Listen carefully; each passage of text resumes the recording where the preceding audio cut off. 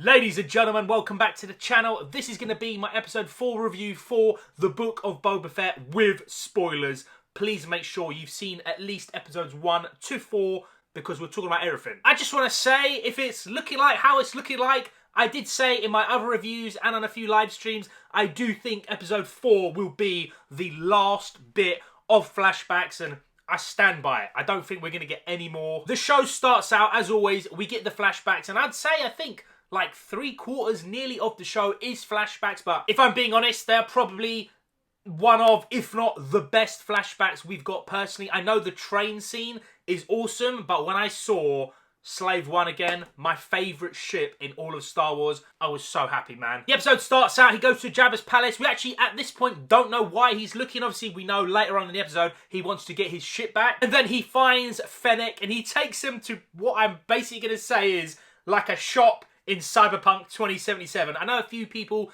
didn't like the street riding gang from episode 3. I personally liked them. I know everyone's different. If you didn't like them, that's totally fine. But in this, I know they're not the gang, but they're still like modifying themselves with cybernetics. I love seeing that, man. I love seeing all that stuff. The whole scene of this like dodgy little side thing where they augment your body and stuff for money, I thought it was amazing. He brings Fennec there, basically gets a whole new set of abs, metal ones, and I want some. Fennec then like comes back to life and basically agrees with Boba that she's gonna go with him and get Slave One back, and then the debt's paid off, she can do whatever she wants. They break into Jabba's palace. The whole thing of the cooking scene, it was like proper kiddie. I kind of laughed, I'm not gonna lie. Grabbed that robot by the throat and then he turned himself off. He's like, nah, I'm done, mate. I don't know, I kind of really liked it. I thought it was really funny. We get that droid, that one I absolutely hate, from Return of the Jedi with that dodgy voice. I've always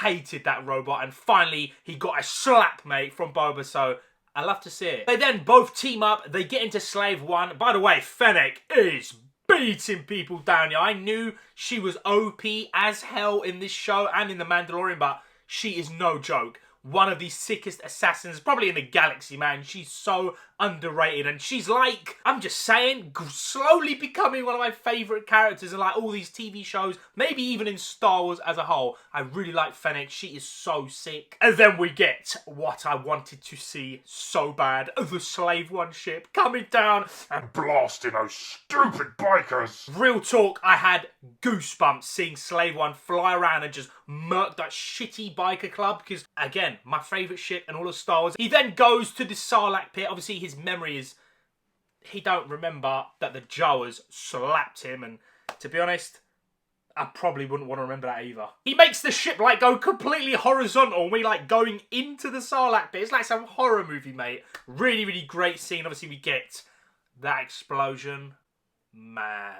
The seismic charge noise is just one of the best in all of Star Wars. I'm just saying it.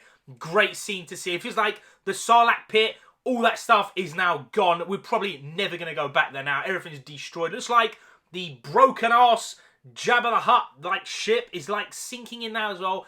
That seismic charge wrecked everyone. By the way, that little line, don't touch my buttons, I love it. We then get our normal shot of Boba in the tank, and he's still like remembering things, and you can see him kill Bib Fortuna, and then he's obviously got the armor. I kind of like, that like should be it for the flashbacks. I can't see anything else. Maybe by like episode 7 we'll get something important and it'll be really small, but I personally now, all the flashbacks will probably be done, man. Everything else, and judging by how the episode ends, it's looking like it's going to be full steam ahead in the present time. We then get Boba coming out of the tank. The little droid says, congratulations, you are 100% fit. So now we should see some real Boba Fett slick action, man. He puts the arm back on, goes into town. We get Jack Chewie once again just murking people. I also do like that she tries to calm him down, but in the end, nah. Jack Chewie rips his arm off, and then Boba says, yo, you need a job. I got you covered. Really pleased to see Jack Chewie now joining Boba Fett. Hopefully, well, to be honest, probably will stick towards the whole of the show now, right to the end. That is awesome to see. He's such a, like, sick, scary-ass character. By the way, I know his name.